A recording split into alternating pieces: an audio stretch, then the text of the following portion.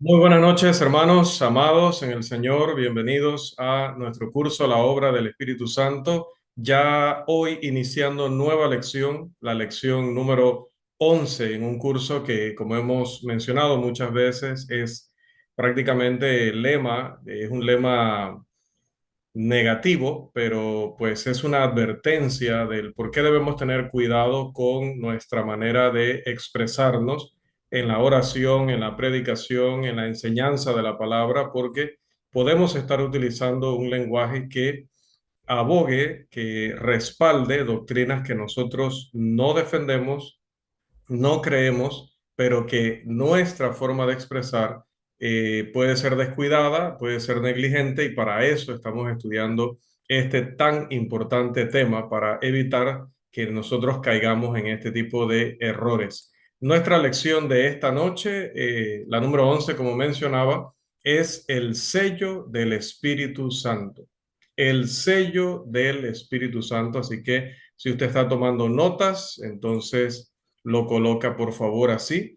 Y es importante también que mantengamos ese tema general en nuestra mente a medida que vamos desarrollando los diferentes argumentos. Esta es una lección que podría cubrirse en una sesión, pero vamos a ver si es suficiente en una sesión o mejor lo dividimos en dos para poder entonces abarcar mejor los argumentos. Vamos a ver.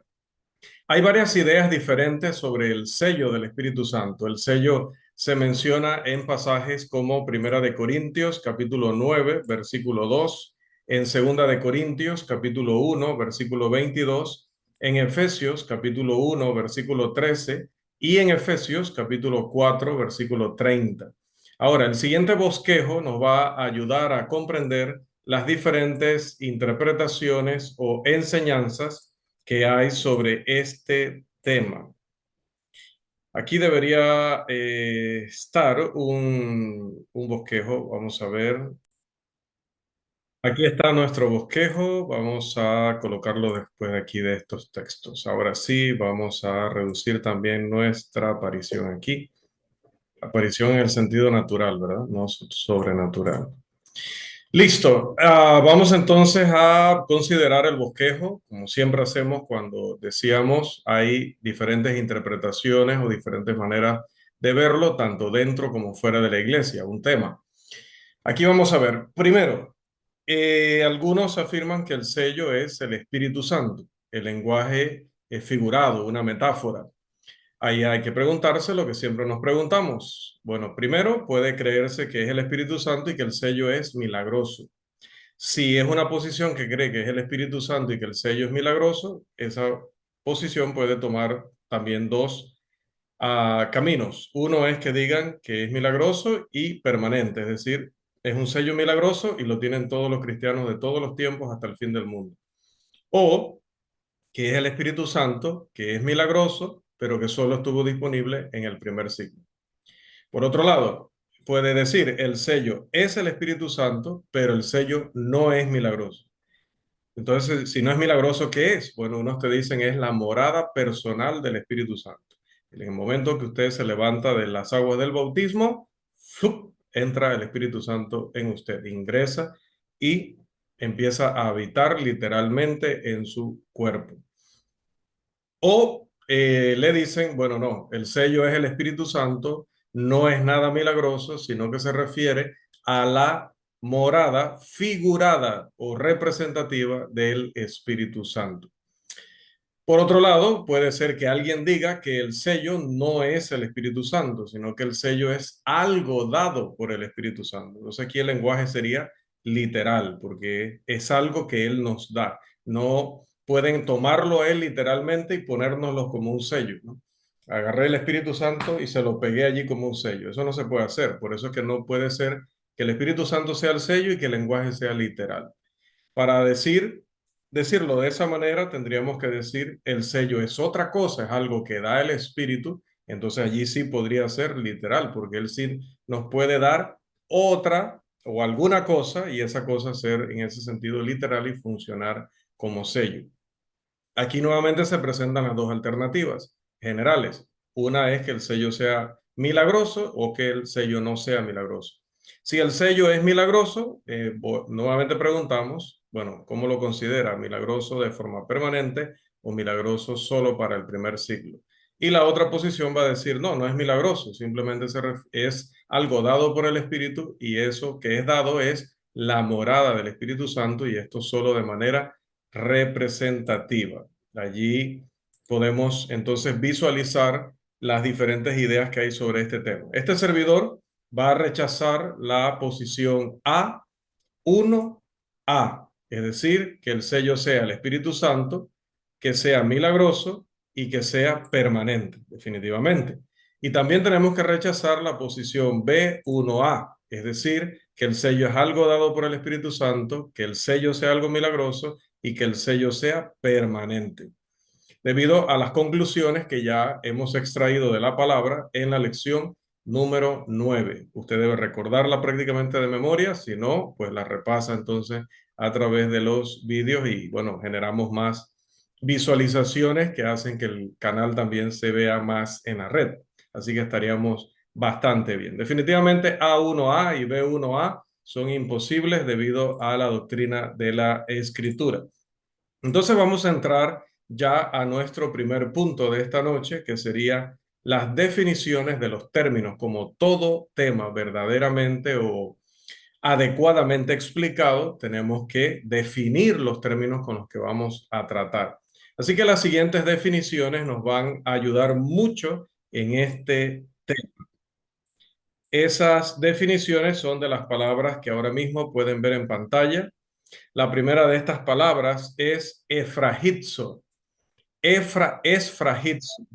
Esta palabra esfragizo dice que viene de esfragis y significa poner un sello, es un término griego, poner un sello sobre, no sobre de donde ponemos una carta, ¿no? Sino poner un sello encima de, marcar con un sello, sellar. También tiene el propósito de que sea para seguridad, puesto que las cosas selladas están ocultas, como el contenido de una carta. Entonces, esfragizo significa también esconder o mantener en secreto. Además, también funciona este sello para marcar una persona o cosa. Por lo tanto, poner una marca por medio del sello, estampar. También se utiliza para probar, confirmar o atestiguar una cosa. Por lo tanto, de manera trópica o de manera figurativa, confirmar y autenticar. Estas son las definiciones que nos da el léxico de Joseph Henry Taylor, página 609. También en este apartado del mismo léxico encontramos esfragis y esta palabra aparentemente relacionada con el verbo dice esfrazó o esfragnumi, significa un sello por medio del cual algo se confirma, se prueba o se autentica. Nuevamente, la página 609 del léxico de Taller. Estas palabras se utilizan de varias formas en las escrituras y aquel que usa bien la palabra de verdad o traza bien las escrituras adecuadamente va a considerar cada uno de estos usos para tratar de entender en qué sentido se podría aplicar este término al Espíritu Santo. Entonces, ¿cuáles serían los usos de la palabra sello? 1. Mantener en secreto. 2. Cerrar. 3. Marcar para identificación. Y 4. Marcar para certificación. Este servidor no ve una buena razón para interpretar que el sello del Espíritu Santo sirva para mantener algo en secreto o para encerrar o cerrar algo o tapar algo. Por lo tanto, se van a rechazar las dos primeras definiciones. La palabra sello, si nosotros nos vamos a un texto como Romanos capítulo 4, versículo 11, se equipara o se compara o es análoga a el término señal. Mire lo que dice Romanos 4:11. Y recibió la circuncisión como señal, como sello de la justicia de la fe que tuvo estando aún incircunciso, etcétera, ¿no? Lo que sigue diciendo el texto. Pero ahí se pone paralelo. Sello es lo mismo que una señal. Entonces, allí nos va a ayudar a entender en qué sentido lo está utilizando el apóstol Pablo cuando lo aplica al Espíritu Santo. Así que tenemos que tomar en cuenta ya nuestro segundo punto, el tipo de lenguaje empleado. En la lección número 2, que también usted debe recordarla casi de memoria, y si no, le va a tocar repasar, se estableció que el orden general de interpretación es interpretar el lenguaje de las Escrituras como lenguaje literal. Siempre que nos vamos al Nuevo Testamento y vamos a estudiar una doctrina, debemos asumir de salida que los textos que estamos leyendo son en sentido literal, a menos que haya una buena razón para interpretarlo de manera figurada. El lenguaje figurativo es la excepción y no la norma cuando vamos a interpretar. En la lección 2, como bien recordarán, se expusieron algunas razones para interpretar un texto de manera figurativa. El estudiante debería repasar esas razones en el gráfico, en el primer gráfico que presentamos en esa lección. La interpretación de que el Espíritu Santo es un sello es una metáfora, tiene que serlo, porque el Espíritu Santo no es literalmente un sello, es una persona divina, es un ser, no es literalmente un sello. Por lo tanto, el defensor de esta interpretación está obligado a demostrar que su afirmación es verdadera, basándose en una de las 5 razones que están en el gráfico que mencionábamos. Joseph Henry Taller, admite que esto tiene que ser un lenguaje figurativo. Él dice en su léxico, metáfora, en relación a Dios, quien mediante el don del Espíritu Santo indica quiénes son los suyos. Página 609. Ahora usted, ahorita mismo puede haber tenido una luz de alerta allí en su subconsciente o en su mismo consciente y decir, levantar ahorita la mano y decir, pero hermano, acabamos de estudiar el don del Espíritu Santo y el don del Espíritu Santo no es el sello del Espíritu Santo. Entonces, ¿por qué usted nos está citando allí a Taller? Bueno, por 2 cosas. Número 1, porque el hombre primero reconoce que el término tiene que ser una metáfora, porque el Espíritu Santo no puede ser literalmente un sello. Pero al mismo tiempo, el estudiante debe recordar que Taller actúa como comentarista cuando está interpretando los pasajes de la Escritura, como lo hace en el caso de Efesios 1:14, que es el texto que él está interpretando en ese apartado que citamos allí.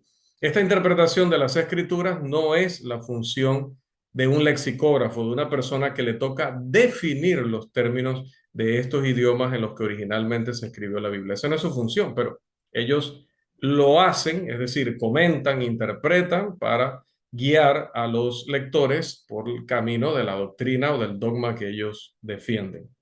Ahora, la expresión, el sello del Espíritu Santo, no es aquí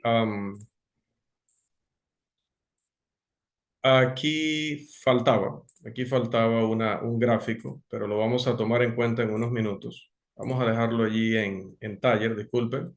La expresión el sello del Espíritu Santo no es dicha en burla de parte del apóstol Pablo. Por lo tanto, ya a partir de ahí debemos estar teniendo un norte, como dicen los jóvenes, para poder interpretar correctamente esa expresión. Número 2, se dice que es figurativa por parte de incluso las personas que están definiendo la palabra en el idioma original. No vemos que sea contraria al sentido común, siempre y cuando la interpretemos de manera figurada. Obviamente tampoco sería un absurdo si la estamos interpretando de manera figurada, ni es repulsiva a la hora de interpretarla de manera figurada. Entonces, realmente para interpretarla de manera figurativa es porque el que está estudiando este tema sabe que si dice que literalmente el Espíritu Santo es un sello, estaría cayendo en una contradicción. Ahora, ¿qué contradicción se plantea ante estas personas que dicen que el sello del Espíritu Santo es la morada del Espíritu Santo, que no se refiere a lo milagroso, sino que se refiere a esa habitación literal, pero al mismo tiempo sin realizar milagros que supuestamente tiene el Espíritu de Dios en el cuerpo del cristiano? Bueno, lo que pasa es que cuando se dice que el sello es el don o que el don es el sello, se está suponiendo lo que todavía se tiene que demostrar. Como mencionábamos en la parte final de la lección anterior. No puedes simplemente decir que porque tú quieres, que por tu apellido, que por tu lindo rostro, que por tus años en la iglesia, el sello es el don y punto. O porque lo dijo fulano de tal, que es famoso, etcétera, lo que hablábamos la semana pasada. Entonces, vamos a ver aquí nuevamente el caso de un razonamiento circular. Y para ver ese razonamiento circular, definitivamente que tenemos que hacerle la prueba de las preguntas. Vamos a someter nuevamente a pregunta esta situación. Pregunta 1. ¿Cómo se sabe que el Espíritu Santo es un sello? El lenguaje es figurativo, ¿no? Respuesta, porque el Espíritu Santo habita literalmente, te dice. Pregunta 2. ¿Cómo se sabe que el Espíritu Santo habita literalmente? Respuesta, porque el Espíritu Santo es un sello. Y te quedas entonces viendo que esta persona ha dicho que una cosa es la otra porque la anterior dice la siguiente y la siguiente porque la dijo la anterior, pero no ha demostrado ninguna de las dos. Razonamiento circular. Terminas haciendo la pregunta número 3. ¿Cómo se sabe que el Espíritu Santo es un sello? Pero ¿por qué me vuelves a preguntar eso? Porque no me la has respondido. Me has dicho algo de lo cual no tienes pruebas, me has dicho algo como si yo lo creyera así y yo no lo creo así. Tendrías que demostrar eso primero. Entonces puede haber varios pasos entre las preguntas 1 y 3, pero el resultado es el mismo. El razonamiento es circular. El intento de demostrar la doctrina de la morada literal, argumentando que el Espíritu Santo es un sello, y luego probando que el Espíritu Santo es un sello, mediante la misma enseñanza o interpretación de la morada literal, es caer en una falacia. Es razonamiento falaz. Dado que no hay una buena razón para interpretar este lenguaje como lenguaje figurativo, debe ser tomado literalmente. El sello es algo que le pertenece al Espíritu Santo y que Él se lo está dando a un grupo de personas que ya veremos en el contenido de esta lección si era todos los cristianos o era un grupo de cristianos, como pasaba con el texto de Hechos o pasa con el texto de Hechos 2:39. Entonces, para decir que es el mismo Espíritu Santo, se ven en la necesidad de decir que es lenguaje figurativo, pero no tienen por qué decir que es lenguaje figurativo. La única razón para decir que es lenguaje figurativo es que se dan cuenta que caen en una seria contradicción. ¿Pero por qué caen en la contradicción? Porque quieren enseñarnos de todas maneras y por su lindo rostro que el sello es la morada y punto. Tenemos que aceptarlo sin mayor prueba. Bien, esto deja entonces en nuestro bosquejo, vamos a volver aquí, que dudo que lo hayan memorizado, entonces vamos a volver al bosquejo. Y esto nos deja entonces a B1b y B2 como las únicas posibles interpretaciones de estos pasajes. B1b sería que el sello es algo dado por el Espíritu Santo, que es milagroso y que solamente era para el primer siglo. O que el sello es algo dado por el Espíritu Santo y se refería a la morada representativa del Espíritu Santo. Y si es así, entonces definitivamente que estaba disponible para todas las personas. Este servidor podría aceptar cualquiera de estas dos interpretaciones sin renunciar a ninguna de las premisas básicas que hemos defendido en este curso. Pasemos entonces a nuestro siguiente punto, que es el propósito del sello, y así vamos aclarando lo que las escrituras nos están queriendo enseñar a través de estas expresiones. El problema de determinar el propósito del sello es uno que se adentra en el corazón de este asunto y brindará una gran comprensión del tema. El siguiente bosquejo va a ayudar al estudiante a seguir la argumentación que ha traído esta noche este servidor. Vamos a ver, ¿cuál es el propósito del sello? Nos preguntamos. Posibles respuestas. Vamos a ver. A, el sello es para el beneficio de Dios. B, el sello no es para el beneficio de Dios. Ahora, si el sello no es para el beneficio de Dios, entonces se nos presentan tres opciones. La primera, el sello entonces es para el beneficio del ser humano. Ahora, si es para el beneficio del ser humano, se nos presentan dos alternativas.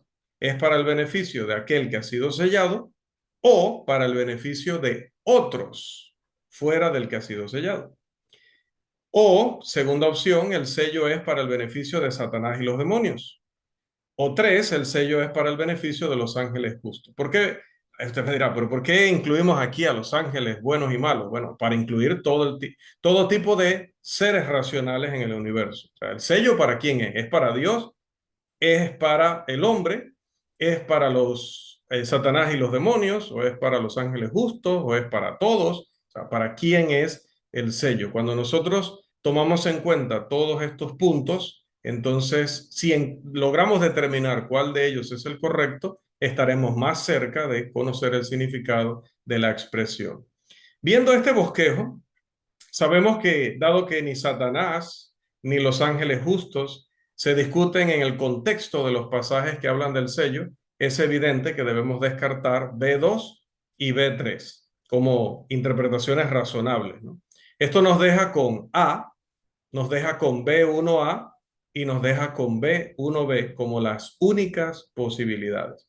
Por lo tanto, el sello es para el beneficio del ser humano, ya que nadie ha presentado una razón lógica de por qué Dios lo necesitaría, a menos que esa persona ya haya nacido y ya haya crecido y haya enseñado esto y este servidor no se haya dado cuenta. Pero después de 23 años de estar leyendo sobre este tema, después, como les dije, de aquel periodo en el que sobre todo me concentré únicamente en investigar diferentes hermanos e incluso personas que no eran hermanos para ver todo lo que los hermanos y no hermanos podían decir sobre la obra del Espíritu Santo. No recuerdo que alguien haya demostrado, haya probado que el sello lo necesitaría Dios. Es evidente que el sello no puede ser para el beneficio de Dios por la siguiente razón. Si Dios necesitara un sello en el Nuevo Testamento, y escúchame bien, porque esto es importante dentro del reino de Dios donde hay mucha confusión sobre el tema del Espíritu Santo, y en particular sobre estos temas del sello, de la morada, de las arras, y bueno, lo de Judas 20 que nos mencionaba el hermano José, lo veremos más adelante, hoy no. Miren, presten atención, más pues, más de la que ya están prestando. Si Dios necesita el sello en el Nuevo Testamento, pero no en el Antiguo Testamento, ¿qué nos dice eso? Si Dios necesita el sello en el Nuevo Testamento para saber quiénes son los suyos, como dijo Taller y dicen algunos colegas, pero no lo necesitó en el Antiguo Testamento, estamos diciendo que entonces el Nuevo Testamento es inferior al Antiguo Testamento. El silogismo hipotético que vamos a presentar a continuación establece muy bien este argumento. Mencioné al hermano José y se le cayó la conexión. ¿Qué le parece? Vamos a darle ingreso allí, por favor, y vamos a repetir para que el hermano no pierda el hilo del argumento.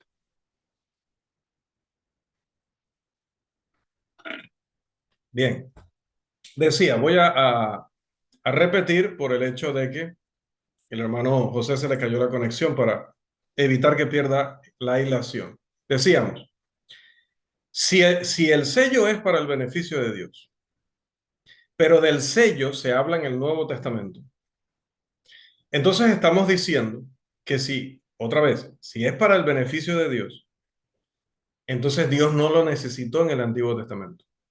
Dios sabía quiénes eran los suyos en el Antiguo Testamento sin este sello. Entonces, si se necesitó en el Nuevo Testamento, o se necesita en el Nuevo Testamento, y no se necesitó en el Antiguo, entonces estaríamos diciendo que el Antiguo Testamento es superior al Nuevo. Entonces, el silogismo hipotético que tenemos en pantalla nos va a explicar esto mucho mejor. Premisa 1. Si Dios necesita un sello para identificar a sus hijos en el Nuevo Testamento, entonces ese sello es necesario. ¿Se acuerda? Ley de la parsimonia. Dios no hace nada que no sea necesario. Premisa 2.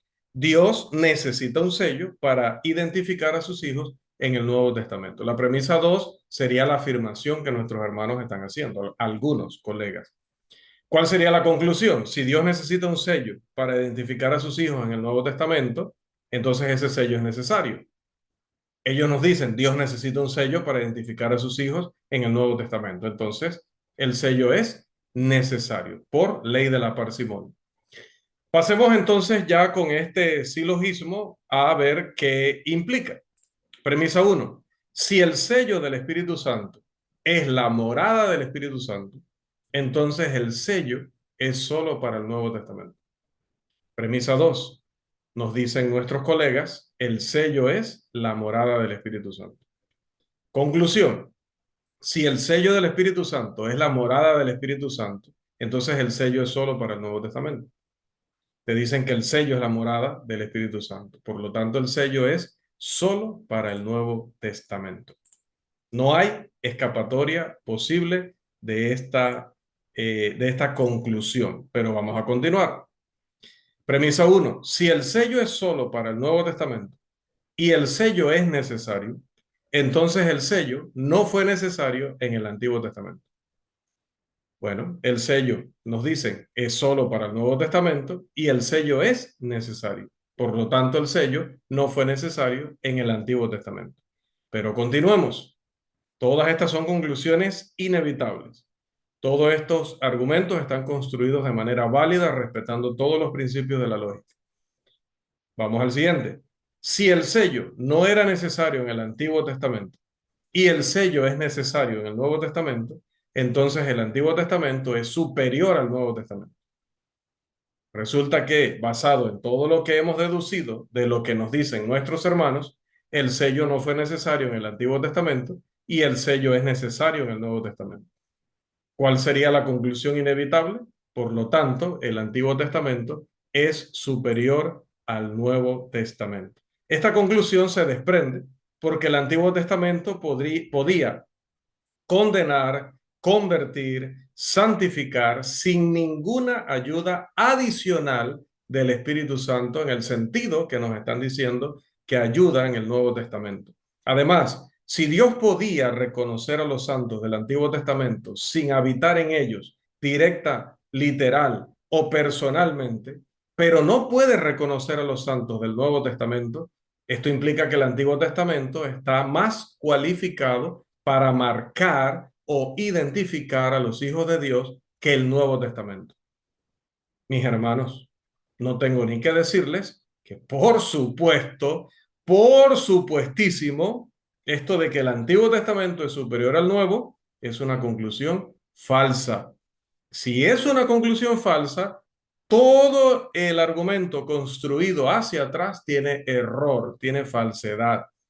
Por lo tanto, entonces, lo primero que se dijo no es correcto. Es decir, que el sello lo necesite Dios para identificar a los hijos de Dios en el Nuevo Testamento o cuando se acabe el mundo. Esto nos lleva a nuestro siguiente punto. ¿Cómo se manifestaba el sello? El sello se manifestaba ya sea externamente o internamente. No hay otra manera. O era hacia afuera su manifestación o era dentro del individuo. Si fuese un sello interno, obviamente solo sería discernible por aquel que ha sido sellado. Y la única forma de sellar que no sería visible para otros sería a través de la percepción sensorial. La falacia de cualquier percepción sensorial de la obra del Espíritu Santo ya ha sido demostrada en la lección la influencia del Espíritu Santo. El Espíritu Santo no hace que tú sientas algo en el corazón, sientas algo en el cuerpo que te está diciendo que Él está allí presente o que tú eres suyo.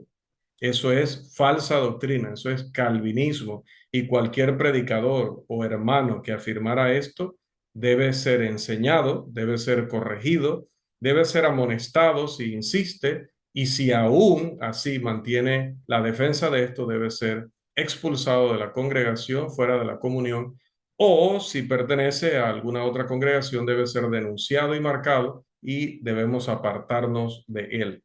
Un ejemplo de esta falacia de apelar a una percepción sensorial que entiendo que mis hermanos no lo hacen, pero si la hicieran, pues ya sabemos, ¿no? Podemos verla en la presencia del Espíritu Santo con el juez Sansón. Mire lo que dice la Escritura respecto a un hombre en el cual se manifestaba el poder del Espíritu Santo, literalmente el poder del Espíritu Santo. Mire lo que dice Jueces 16:20. Y le dijo: Sansón, los filisteos sobre ti. Y luego que despertó él de su sueño, se dijo: esta vez saldré como las otras y me escaparé. Pero él no sabía que Jehová ya se había apartado de él. Sansón no sabía que el Señor se había apartado de él. Es evidente que una manifestación interna sería estrictamente para el beneficio de aquel que está siendo sellado. Pero si Sansón, que mostraba poderes milagrosos, poderes más allá de lo natural, no podía saber si Dios aún estaba con él o no de manera milagrosa, como diríamos hoy, que hay una percepción también sensorial, es decir, que la sentimos, que la percibimos, si no ocurrió ni en el Antiguo ni en el Nuevo Testamento. El sello era una manifestación entonces, si solo había interna y externa, entonces era una manifestación externa de la obra del Espíritu Santo destinada a, volvemos a las definiciones, marcar, comprobar, confirmar o autenticar según la definición de la palabra traducida sello. Las ideas de mantener en secreto o cerrar, ya lo hemos mencionado, deben descartarse como interpretaciones posibles porque no hay una razón lógica para que el Espíritu Santo quiera ocultar o mantener en secreto al cristiano. Más bien Jesús habla contra eso y dice que no pones una luz debajo de un almud y que una ciudad no se esconde debajo de un monte, ¿no? De la misma manera, el Espíritu Santo no lo hará con nosotros. Así que desechamos esas dos definiciones y tiene que estar el significado de sello entre las otras que son marcar, comprobar, confirmar, autenticar. ¿Cuál es? Bueno, necesitamos ir entonces a nuestro siguiente punto, que es el contexto. El contexto de Segunda de Corintios 1:22, de Efesios 1:13 y de Efesios 4:30 se ha discutido ya en la lección número 6, que usted debe recordar casi de memoria, pero si no la recuerda de memoria, pues hay que repasarla. En la sección de esa lección se explicó este asunto con más detalle, pero eso no quita que también acá vayamos a dar un cierto repaso. Si vamos al texto de Primera de Corintios 9:2, que si mi memoria no me falla, que me falla y me ha fallado, iba a decir que por aquí debía estar Primera de Corintios 9:2, pero no está. Pero en Primera de Corintios 9:2 vamos a leer ese texto, vamos a buscarlo aquí inmediatamente. Dice: si para otros no soy apóstol, Primera de Corintios 9:2, para vosotros ciertamente lo soy, porque el sello de mi apostolado sois vosotros en el Señor. Bien, el sello dice. Entonces, en Primera de Corintios 9:2 la palabra sello se utiliza para referirse a los dones milagrosos impartidos mediante la imposición de manos del apóstol Pablo. Era común que los maestros judaizantes cuestionaran la validez del apostolado de Pablo y trataban de hacerlo de menos. Ellos no decían literalmente que Pablo no era apóstol, sino que no era apóstol en la calidad que lo era Pedro o que lo era Juan. Así que es muy importante en su estudio del Nuevo Testamento estar claro en esto. El Nuevo Testamento usa el término apóstol por lo menos de tres maneras. Entonces, aplicado en alguna de estas tres maneras, podemos decir que incluso hoy hay apóstoles, pero no apóstoles en uno de estos tres sentidos. ¿A qué me refiero? Bueno, lo tenemos en pantalla. El término apóstol en el Nuevo Testamento se usa así. Se habla de apóstoles de Dios, en ese sentido, enviados de Dios. ¿Quiénes eran apóstoles de Dios? Por ejemplo, Juan el Bautista era un apóstol. ¿Qué significa apóstol? Significa enviado. Bueno, Juan el Bautista era un enviado de Dios. Jesucristo mismo era un enviado de Dios, como dice Hebreos capítulo 3, versículo 1. Isaías, Jeremías, eran apóstoles de Dios también en el sentido de que fueron enviados a las misiones que llevaron a cabo. Hay un segundo sentido, apóstoles de Jesucristo. Cuando ya hablamos de apóstoles de Jesucristo, nos explica Hechos capítulo 1, que son aquellos que habían seguido desde el bautismo de Juan hasta que fue recibido arriba en el cielo y que obviamente habían sido comisionados por él como tales, ¿no? Apóstoles de Jesucristo. Y finalmente tenemos apóstoles en el sentido de enviados de la iglesia a una misión. En este caso tenemos Hechos 14:14, donde se menciona a Bernabé como apóstol, se le menciona junto con Pablo como apóstoles, ¿sí? Los apóstoles, Bernabé y Pablo, pero Bernabé no era apóstol en el sentido de Hechos 1:26, sino en el sentido de que la iglesia lo había mandado. Cuando decimos iglesia, no estamos apoyando la doctrina de la democracia en las congregaciones, ¿no? Obviamente nos referimos al liderazgo de la iglesia, que en este caso eran los ancianos. También encontramos ese uso en 1 Corintios 15:7, en Filipenses 2:25 y también en 2 Corintios 8 y otros textos. ¿Por qué les menciono esto? Porque los judaizantes estaban perfectamente contentos con que Pablo fuera un apóstol de la iglesia, alguien que había sido enviado a predicar el evangelio por el mundo, como lo somos usted y yo, como lo podría hacer cualquier otra persona. Pero ellos se veían en la obligación de negar que fuera un apóstol de Jesucristo específicamente. ¿Por qué? Porque si ellos reconocieran que era un apóstol de Cristo, se les requeriría obedecer su doctrina y por lo tanto tendrían que abandonar las doctrinas propias. Pablo defendió su apostolado en Gálatas capítulo 1 y capítulo 2 y en Gálatas capítulo 3 versículos 2 al 5, donde apela a los dones milagrosos que poseían los Gálatas como evidencia de que su doctrina debía ser obedecida, algo que solo se atribuía a los apóstoles. Esta misma situación existía en Corinto, donde Pablo defendió su apostolado para defender entonces su doctrina. Para verificar este punto, considere la defensa de Pablo de su apostolado en el texto ya mencionado, 1 Corintios 9:2, en 2 Corintios 3:5, 5:20 y 18 al 18, entre otros textos. Dos cosas confirmarían la veracidad de Pablo. Primero, el hecho de que la doctrina de Pablo estaba respaldada por las otras escrituras, es decir, el Antiguo Testamento y por otros escritos del Nuevo Testamento que ya ya estuvieran redactados cuando él escribió esta carta de Corintios. Por ejemplo, Santiago, ¿no? Es uno de los libros, si no el primero, uno de los primeros que se escribió y que ya estaría redactado cuando Pablo escribió Primera de Corintios. Número dos, otra forma de confirmar la veracidad de la doctrina de Pablo era por los milagros realizados por él y realizados por aquellos sobre quienes él impuso sus manos, que eso de transmitir estos dones por medio de imposición de manos solo estaba limitado a los apóstoles de Jesucristo y no a otro tipo de apóstoles. Esto también era la prueba de un profeta en el Antiguo Testamento. Recuerde lo que vimos en la lección 9, que ya lo debe saber de memoria, si no, pues recuerde que hay que repasar. Pablo apela a la veracidad de la palabra de Dios cuando habla del don del Espíritu Santo. Pablo apela a la unción del Espíritu Santo, que no se la voy a explicar hoy, esa la veremos en la próxima lección. Ya le hice un spoiler ahí, ya le avisé que ese es el próximo tema. Pero bueno, de aquí a que terminemos la clase o las sesiones, ya usted habrá olvidado cuál era el tema de la siguiente lección. Y apela al sello mismo en este contexto, ¿no? Habla la veracidad de la palabra de Dios, habla de la unción de Dios y habla del sello del Espíritu Santo, en ese contexto, ¿no?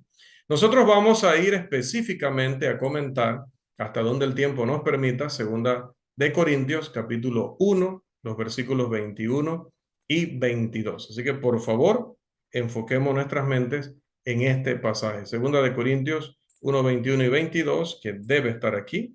Así es, qué bueno. 2 Corintios 1, 21 y 22. Pablo está hablando acerca de sí mismo y está hablando de Silvano o Silas, como lo conocemos más comúnmente, y Timoteo. Está en 2 Corintios Están mencionados en 2 Corintios 1:19. Y continúa diciendo en el versículo 21. Note, contexto, versículo 19. Vamos ahora al 21 y 22. En el 21 dice, y el que nos confirma, nótese que esta misma palabra se traduce confirmando en Marcos 16:20. Y Marcos 16:20, ¿de qué habla? De el Señor confirmando la palabra de los apóstoles mediante señales, prodigios, milagros. La misma palabra que se usa aquí. El que nos confirma con vosotros. Mire cómo Pablo, en este contexto de confirmación milagrosa, se distancia de los que le están leyendo. El que nos confirma con vosotros. La palabra vosotros se refiere a la iglesia de Corinto. En Cristo, y el que nos ungió. Vosotros allá, nos o nosotros, nos ungió. Estos tres han sido ungidos. Esto lo veremos en la siguiente lección. Luego dice, es Dios el que nos ungió, es Dios. Dios los confirmó, o Dios los estableció, o Dios los autenticó mediante milagros. Recuerde la lección 9. Versículo 22, el cual también nos ha sellado. ¿Y de quiénes habla en el versículo 19? De Pablo, de Silas y de Timoteo. O posiblemente incluye a los apóstoles, ¿no? También como sellados. Nótese la primera persona del plural nosotros y la segunda persona del plural vosotros. No olvide eso al estudiar este pasaje. El concepto de la inspiración verbal requiere que las palabras nosotros y vosotros no estén allí por casualidad. Parsimonia. Dios no las puso allí porque no tenía más nada que hacer. No, Dios las puso allí porque era necesaria hacer la distinción. Entonces está hablando de grupos diferentes. Hay dos grupos allí. Uno que es ungido, confirmado, y otro que recibe el beneficio de eso. Es evidente que este sello fue para confirmar que la doctrina enseñada por Pablo, Silas y Timoteo, y posiblemente, o sea, cuando digo posiblemente es que Pablo tuviera en mente a los demás apóstoles. No es que por no mencionarlos no los incluya, puede ser que estaba incluyéndolos en ese plural, ¿no? Pero no los menciona literalmente, textualmente, por eso digo o posiblemente. Bien. Esto concuerda con las conclusiones que hemos tenido ya en las secciones anteriores, tanto de esta lección como de las previas. Estas conclusiones fueron, o el sello fue milagroso solo para el primer siglo, o es la morada representativa del Espíritu Santo. Dos, el sello era para beneficio del hombre. Y tres, el sello fue una manifestación externa de la obra del Espíritu Santo. Pablo no dice que los cristianos de Corinto fueran sellados. Pablo no dice que los cristianos de Corinto fueran sellados. Los que creen, incluso en la iglesia del Señor, que están sellados por el Espíritu Santo, tendrían que explicarnos por qué los corintios no lo estaban y ellos hoy día en Panamá, en Costa Rica, en Honduras, en México, ellos sí están sellados. Curioso. Bien, este pasaje no tiene nada que ver, no tiene nada que ver con la morada del Espíritu Santo. Es un pasaje que se relaciona directamente, evidentemente, con los dones milagrosos. ¿Sí? ¿Se acuerda de la famosa ley de la parsimonia? Dios no hace nada necesario, nada innecesario, perdón. En la lección 3 se explicó esto, como usted lo recordará casi de memoria, si no, le va a tocar repasar. Tiene bastante trabajo esta semana porque lo he puesto a repasar la lección 3, la lección 5, la lección 6, la lección 9 y quizás la lección anterior, la número 10. Este principio establece el principio de la parsimonia, que Dios solo hace lo que es necesario. Entonces se puede deducir que todo lo que Dios hace es porque necesitaba hacerlo. Ya se ha demostrado que la doctrina de la morada literal del Espíritu Santo requiere que la morada del Espíritu Santo sea un fenómeno exclusivo del Nuevo Testamento. Recuerda la lección número 10. Pero si el Señor conocía a los santos del Antiguo Testamento y por supuesto que los conocía, sin una morada literal del Espíritu Santo, recuerde 2 Timoteo 2:19, el Señor conoce a los suyos. ¿Por qué es necesaria una morada literal del Espíritu Santo para sellar al cristiano en el Nuevo Testamento? Repito la pregunta. Hermanos, si el Señor conocía a los santos del Antiguo Testamento, lea 2 Timoteo 2:19, el Señor conoce a los suyos. ¿Por qué es necesaria una morada literal, personal, del Espíritu Santo para poder sellar al cristiano y que Dios lo reconozca en medio de los 8.000, los 9.000 millones, ya no sé ni cuántos somos ahora mismo, ¿no? Esto nos lleva a nuestro siguiente punto, que ya va siendo uno de los últimos, ¿no? Este punto tiene que ver con, bueno, debía estar aquí, pero no lo coloqué. Se llama el sello y el fin de los milagros. Por favor, allí en sus notas, el sello y el fin de los milagros. Yo no sé qué me está pasando últimamente con las diapositivas, pero en serio que ya me está pasando muy seguido. Por favor, alguien que investigue por allí, no ahorita, que investigue por allí si hay algún tipo de enfermedad que uno se le olvide en las diapositivas, incluirla una allí en medio, ¿no? Porque justo me pasa con las diapositivas, no con otras cosas. Es increíble. Bueno, recuerden el tema del principio de la consistencia del lenguaje. Ese principio lo vimos en la lección número 5, que usted debe recordar prácticamente de memoria. Pero si no la recuerda de memoria, pues toca repasarla. Es muy útil para determinar el significado de esta expresión. Dado que el sello de 2 Corintios 1:21 al 22, de 1 Corintios 9:1 y 2, y de Juan capítulo 3, versículo 33, autenticaba la palabra de Dios con señales milagrosas, y bueno, ya los tengo aquí, los textos. Juan 3:33 dice, el que recibe su testimonio, este atestigua que Dios es veraz. 1 Corintios 9:2, que ya lo leímos. Si para otros no soy apóstol, para vosotros ciertamente lo soy, porque el sello de mi apostolado sois vosotros en el Señor. Y tenemos también ese texto de Isaías que ya lo vamos a mencionar.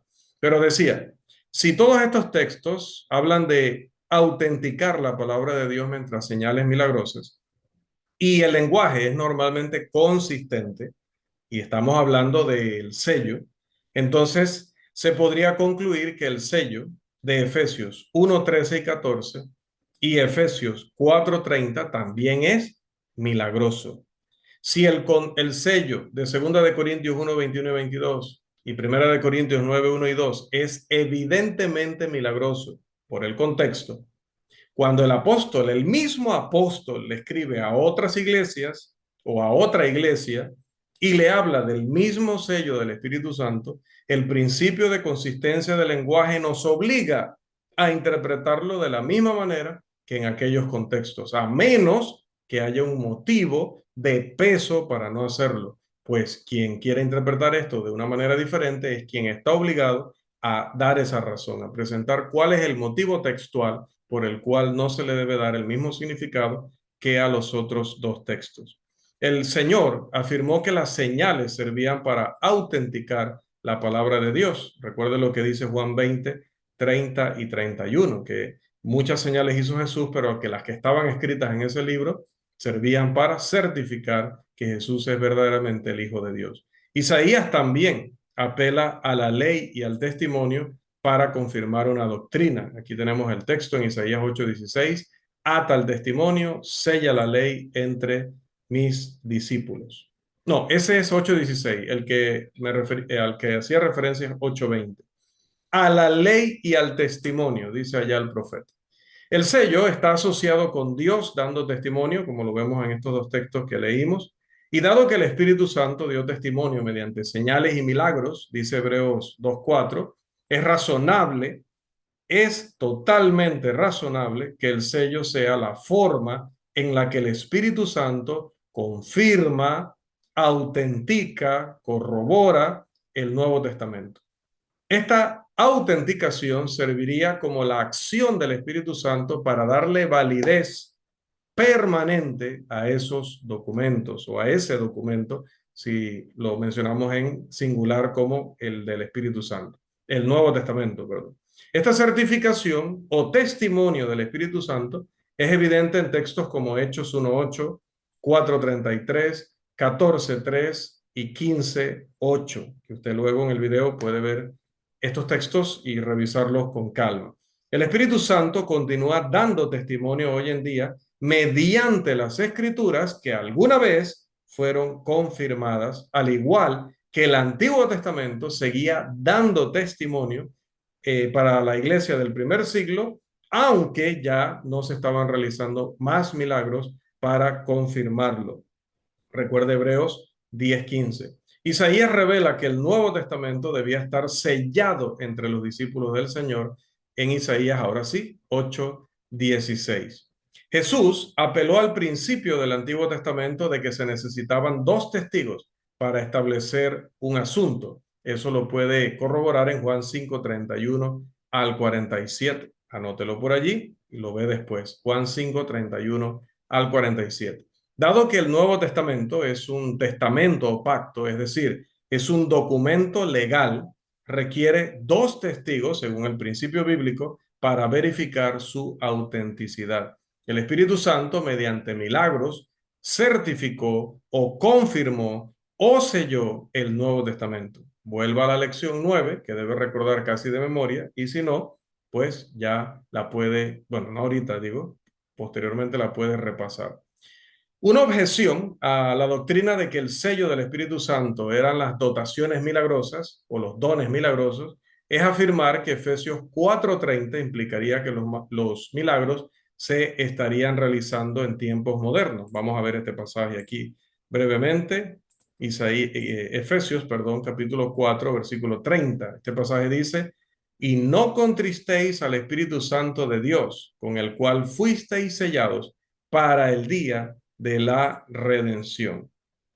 Bien, este argumento se presenta en forma de un dilema destructivo simple.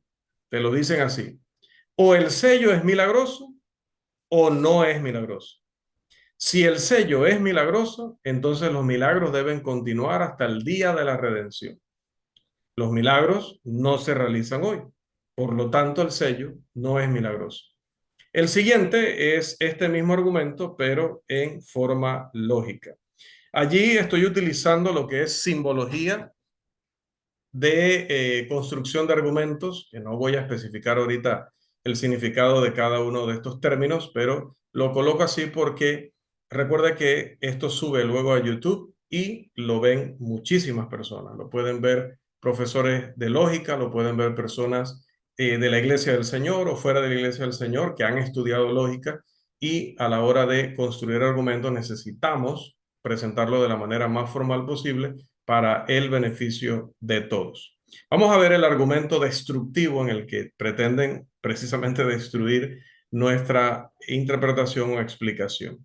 Primero, el sello del Espíritu Santo es milagroso. O sea, ponen como primera premisa lo que nosotros hemos afirmado y lo que es el punto de esta lección. Luego dicen, pero está la otra opción: el sello del Espíritu Santo no es milagroso. Bien, vamos a lo siguiente. Los milagros se realizan hoy. Eso es algo que no creen ni ellos ni nosotros. Voy a hablar dentro de la iglesia del Señor. Bien. El sello puede ser milagroso o puede ser no milagroso. Podemos tener un debate sobre eso. Pero donde no tenemos debate es en el tercer punto. Los milagros, que los milagros se realicen hoy, definitivamente es falso. Entonces vamos a ver. Vamos a hacer entonces la conjunción. Conjunción es que vamos a unir una verdad con la otra para luego entonces ver cuál de las dos sobrevive. Voy a decirlo de esa manera. Esa V que ven allí en medio implica una conjunción. Vamos a ver. O bien el sello es milagroso o no es milagroso. No hay otra alternativa. Entonces avanzamos. Si el sello es milagroso, entonces, ahí está la flechita, entonces los milagros son para hoy, porque dice que es hasta el día de la redención. Bien. Vamos a ver. Pero sabemos que no es cierto que los milagros sean para el uso de ellos hoy día. Como sabemos que los milagros no son para hoy, entonces el sello no puede ser milagroso porque dicen que el sello permanece hasta hoy o permanecerá hasta el día de la redención. Este argumento es válido, es decir, está construido de manera correcta y por eso le coloqué todos sus detalles, incluso lo de la simbología lógica, pero no es un argumento sólido. La mayor parte de este argumento se basa en la mala traducción de Efesios 4:30, una mala traducción que se da en la versión King James en inglés, que se da en la versión del hermano Hugo Macor en inglés, que se llama en español sería la, perdón,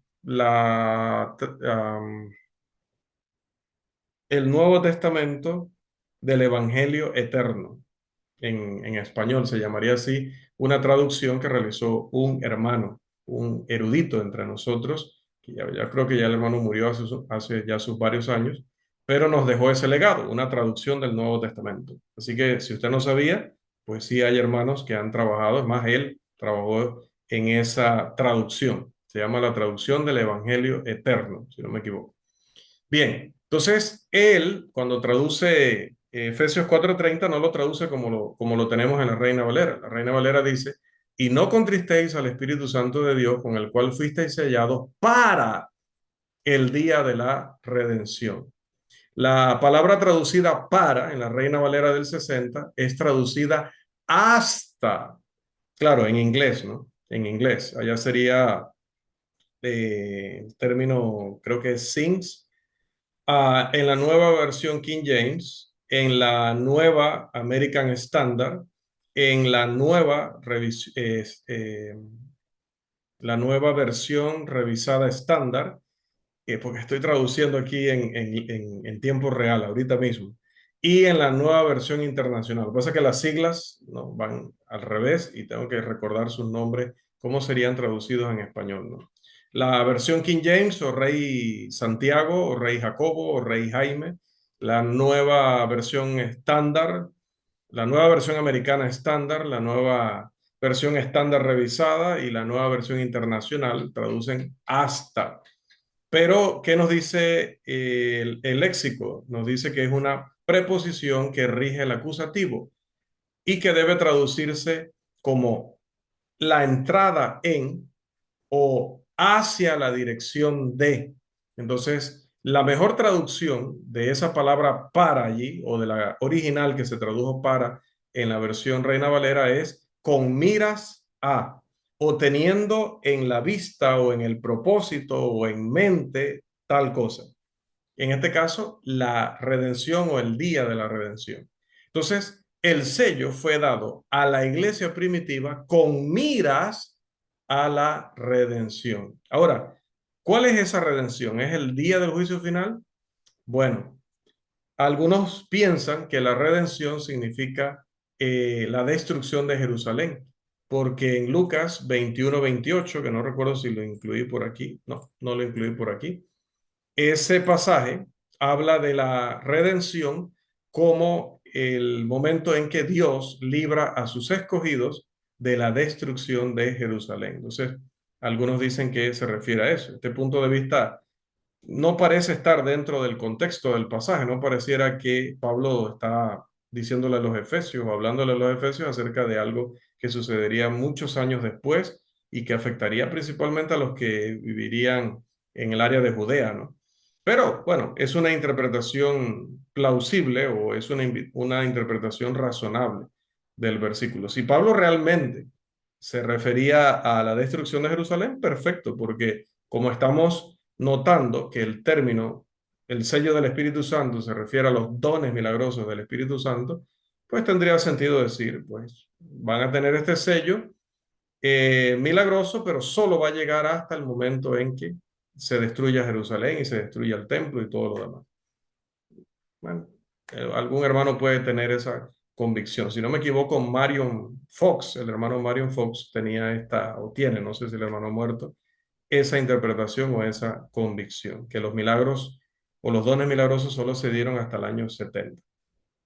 Pero bueno, eso dejaría Apocalipsis fuera, ¿no? Y implicaría muchas otras cosas que no veremos ahorita porque no está dentro del alcance de esta lección. Bien, allí entraríamos a las premisas, pero si nos metemos en las premisas, creo que nos tomaría mucho tiempo para terminar de analizarlas allí. Así que alguien tiene el tiempo que ya llevamos, que me lo pueda enviar al chat, por favor, para saber si nos daría tiempo de entrar ahí a las conclusiones lógicas o no. Por favor.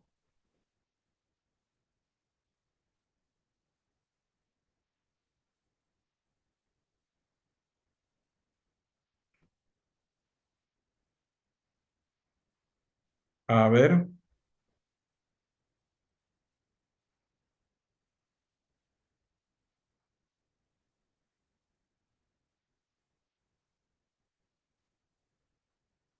¿alguien o se durmieron todos?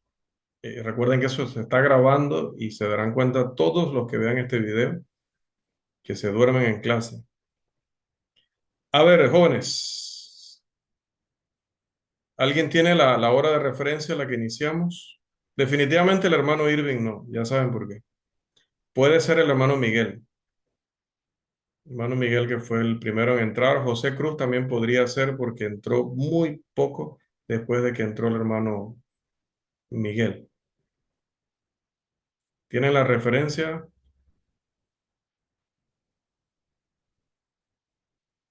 Ok, a las 23 y yo tengo las 27, correcto. Hemos cumplido nuestro tiempo de hoy, así que sí, sí, sí, sí, sí. Vamos a dejarlo allí para poder analizar con calma no me gusta agarrar los argumentos cuando están en forma lógica y pasarlos muy rápido. Necesito que verdaderamente los observen, los analicen, que no haya ningún error para que las conclusiones que vamos mostrando sean conclusiones validadas, lógicamente, ¿no? Bien, hasta aquí entonces, hermanos, nuestra lección número 11 y si Dios nos da vida, salud y oportunidad, continuaremos la próxima semana.